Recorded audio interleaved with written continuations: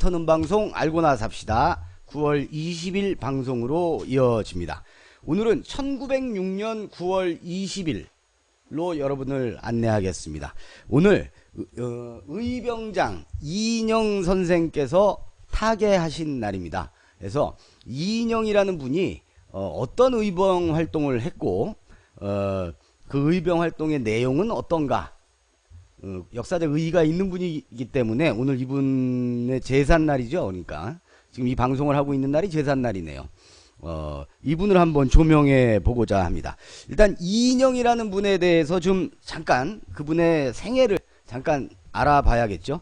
이분은 1868년에 지금 경기도 여주 이천 옆에 있는 온천도 있고 한 그 여주에서 탄생을 하십니다. 그리고 구한말에 말씀드린 대로 이제 의병장 활동을 하셨고, 가장 먼저 의병에 투신을 한 거는 1895년 을미사변이 일어났을 때 의병을 거병을 하십니다. 을미사변은 우리 이제 명성 황후죠. 그때 왕후가 아무튼 우리 그 명성 왕후가 그 시해된 그게 이제 을미사변 아니겠습니까? 그때 이제 온 나라가 들고 일어나는데 일본을 상대로 해서 그때 의병으로 처음 거병을 하십니다. 근데 거병을 해서 뭐 그렇게 크게 뭐 전과를 크게 올리기도 전에 고종 당시 임금이 고종 임금이 의병들에게 해산하라.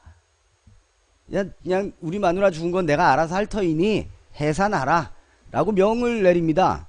그랬더니 그만 이인영 선생도 의병장도 의병을 해산해 버려요. 지금의 그 어떤 개념으로는 좀 이해하기 힘든데, 어쨌든 을미사변 때 의병을 한번 일으켰다가 고종이 해산하세요 그랬더니 네, 그리고 해산합니다. 그리고 10년 후에 1905년에 을사조약이 체결이 되죠. 그때 다시 한번 의병을 일으킵니다.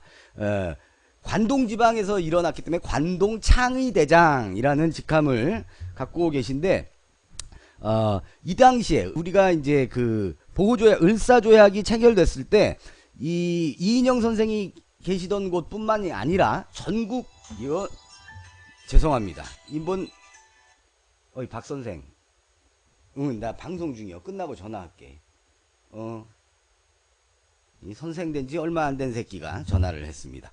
그래서 어디까지 했어? 그래가지고 전국적으로 의병들이 막 일어나가지고 이제 난리가 나니까 이 너무 우후죽순 산개, 그러니까 작은 단위로만 이렇게 이제 의병을 일으켜서 왜군과 싸우게 되는 거예요. 그래서 어떤 의견이 대두가 되냐면, 이게 다 합치자, 연합군 형태로 전국적 규모를 가지고 그냥 이렇게 동네에서 싸울 것이 아니라 아예 경성부, 한양으로 아예 쳐들어가자, 한양 진공작전을 펼치자, 그래서 일본 놈들을 싹 몰아내자, 요런 의견이 대두가 됩니다. 그래서 이제 전국에 있는 의병들이 다 모여가지고 회의를 해서 이때 이 이인영 선생을 이 전국 의병장 중에 총 대장을 시키는 거죠. 그걸 이제 당시에는 이제 13도에서 의병이 일어났다 해서 13도 창의군을 구성했다고 하는 거고, 그 창의군의 대장이 되시는 겁니다. 그래서 아까 방금 전에 말씀드린 대로 서울 진공작전도 피시고, 그러다 결국 이건 이제 결과적으로 실패가 됐는데 1909년에 체포가 됩니다. 일본에 의해서 체포가 돼서 경성 감옥에서 교수형을 당하십니다. 경성 감옥은 지금의 그러니까 서대문 형무소, 지금도 이제 서대문 형무소는 없어졌죠. 이 서대문 형무소의 전신인 경성 감옥이라는 곳에서 교수형을 당하십니다. 그리고 1962년에 훈장을 추서받죠. 대통령이 추서하는 건국 훈장을 받아서 지금은 국가유공자로 남아 계시고요. 이분의 아우인 이은영 선생 역시도 건국 훈장을 추서받습니다. 그래서 국가유공자 집안이십니다. 자, 이분의 생을 짧게 살펴봤는데, 어쨌든 나라 이룬 백성으로 외세에 한거를 하신 분이다. 우리는 이렇게 기억을 할 수가 있겠습니다. 그럼 이분의 의병 활동을 좀 볼까요?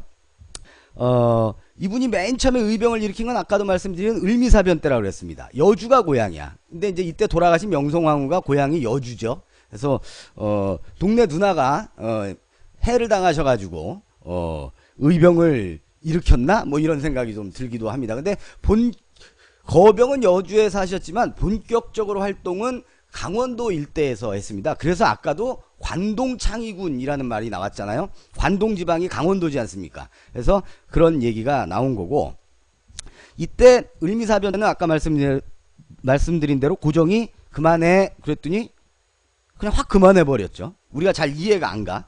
근데 이때 을미사변 때도 그러고 단발령 때도 그러고 대략 이때 의병을 일으켰던 의병장들이 누구냐면 유생들입니다. 그 학자들이에요. 유교를 그 공부하는 학자분들인데 대표적인 분이 이인영 선생, 뭐 그다음에 누가 있냐, 그 유인석, 또 우리가 잘 아는 대마도에 끌려가서 돌아가신 최익현, 이런 분들은 다 유생들이에요. 유학자들이란 말이야. 그래서 이분들은 명분이 아주 중요해. 그리고 이분들은 또 무슨 말씀을 하시냐면 의병은 의병이지만 임금의 군대와는 싸울 수 없다. 그래서 관군이 오잖아요. 그러면 그냥 안 싸워. 이때 당시에 관군이라고 하면 거의 외놈의 앞잡이나 마찬가지란 말이야. 엄밀히 말해서 나라를 지키려고 하는 관군이라기보다는 외놈과 결탁한 관군이 대다수임에도 불구하고 임금의 군대라는 이유로 싸우지 않고 물러납니다. 좀 이해가 안 가죠. 어쨌든 을미의병 때 고종이 하지 말라 그래서 그만두고 문경에 은거를 해서 살다가 아까 말씀드린 10년 뒤에 을사조약이 체결됐을 때 13도 창의대장이 돼서 의병 활동을 재개합니다. 근데 이때도 처음에는 이인영 선생이 직접 먼저 나선 게 아니라 당시 원주 쪽에서 의병을 거병했던 분들이 와서 우리의 지도자가 돼달라고 이렇게 옹립을 하죠. 그 왜 그러냐면 이분의 그 뭐라 그럴까 명성이 필요했던 겁니다. 을미 때도 그 의병을 일으켰고 아마 당시에 그 연세도 가장 장자였을 거고, 그러다 보니까 이분의 그 명성이 필요해. 그 명성을 갖고 있는 자가 경문을 붙여서 이러이러하니 모여라. 그래야 이제 의병들이 하나라도 더 모일 거 아니겠습니까? 듣보잡이 붙여봐 그러면은 저게 의병이요 뭐요 그러면서 안 갈 수도 있으니까 이렇게 좀 이름 있는 분들이 필요했던 겁니다. 그래서 이제 다른 의병장들이 와서 선배 대접을 해준 거죠. 갓파더가 된 겁니다. 어제 갓파더 보다가 잠도 못 잤네. 그래서 이인영 선생이 이제 13도 창의군 총대장이 되십니다. 그런데 이래가지고 서울 진공작전을 하려고 양주까지 와요. 양주에서 그 허위하는 그 의병장을 선발들해서 진공작전을 하다가 물러나죠. 이제 패퇴합니다. 그래서 한참 이제 싸우고 패퇴해서 이제 좀 곤란한 이 시국에 이인영 의병장께서 집에 간다 그럽니다. 갑자기. 이유는 아버님이 돌아가셨다고. 처음에 의병장 우리의 총대장이 돼주십시오 할 때도 나 우리 아버지가 편치 않으셔서 좀 힘들겠어 이러셨거든요. 그래서 고사를 했었거든. 근데 나중에 대장이 되고 나서 아버님이 돌아가셨다고 집에 간다 그래요. 3년상 치르고 다시 오겠다고. 예? 3년 후에 뭐 어떻게 될 줄 알고. 그래서 다들 이제 이 같이 의병을 하던 후배들이 아주 아연실색을 하면서 이제 극구 말리죠. 그랬는데 이 이인영 선생은 끝까지 효는 백행의 근본이다. 효가 우선이다. 효하지 않은 자는 불충한 것이고 충하지 않은 것은 불효한 자다. 뭐 이런 논리를 내세워서 끝내 떠나십니다. 그래서 이 1905년에 그 을사조약 이후에 일어났던 그 13도 연합을 했던 13도 창의군은 아주 흐지부지 돼 버리는 거예요. 근데 이때 이은찬이라는 의병대장이 이제 막 한 나흘 동안을 그 설득을 했다고 하는데 결국은 돌아가게 되죠. 그래서 근데 이제 이런 것들이 있습니다. 그 이인영이라는 이 유생은 이 유학자는 아버님에게 효를 다하기 위해서 돌아가지만 이 참여한 의병들, 이 민초들 이런 아버지가 없었을까? 거기에는 편찮으신 아버지가 없었을까요? 돌아가시려고 하거나 돌아가신 아버지가 없었을까요? 굶어 죽어가는 처자식이 없었을까요? 다 집에는 급한 문제가 있지 않았을까? 안타깝지만 그런 생각을 저는 좀 해보는 겁니다. 그래서 이 서울을 진공하려고 망우리까지 갔다고 합니다. 그러니까 도성 300리예요 거기가. 그 30리, 그러니까 그러니까 30리 앞에까지, 동대문 30리 앞에 있는 망우리까지 갔다가 거기서 그냥 물러나 버리는 거죠. 근데 물론 효도 중요하지만 지금의 관점에서 봐서는 언뜻 이해가 되지 않는다, 좀 안타깝다라는 말씀을 좀 드리고 싶은데, 이인영 선생뿐만 아니라 이 유학자 출신 의병장들이 나라를 위해서 분연히 일어나신 거는 인정하고 존경합니다만은 이분들에게는 어마어마한 한계가 있습니다. 신분적 한계, 이분들의 시각적 한계가 있는데, 특히 이제 그 이인영 선생은, 이인영 의병장은 그 13도 창의군을 거병할 때 경문을 막 붙이고 각 지방, 심지어는 해외까지도 보냈어요. 의병 일으킬 테니까 외놈들하고 싸우자, 모여라. 그런데 두 군데는 안 보냅니다. 우리 조선 땅에서 함경도하고 평안도는 안 보냅니다. 왜 그런지 아십니까? 당시 조선에는 이 서북 지역, 평안도 지역 사람들을 홀대시하는, 그 거의 인종차별에 가까울 정도로 홀대시하는 그런 문화가 있었어요. 이거 안 보내요.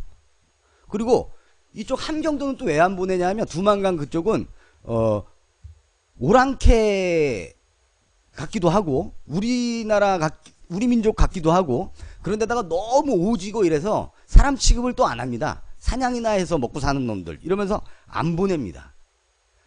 그러나 함경도에서는 우리 이 조남 한번 기억을 해주셨으면 좋겠습니다. 정봉준, 그러니까 녹두장군 전봉준이 아니라 정봉준이라는 분이 그 포수들을 이끌고 이 참여를 하시고, 평안도에는 방인관이라는 분이 그 또 이 13도 창의군에 경문도 연락도 안 받았는데 스스로 수십 명씩을 이끌고 와서 양주로 와가지고 그 서울 진공작전에 참여를 합니다.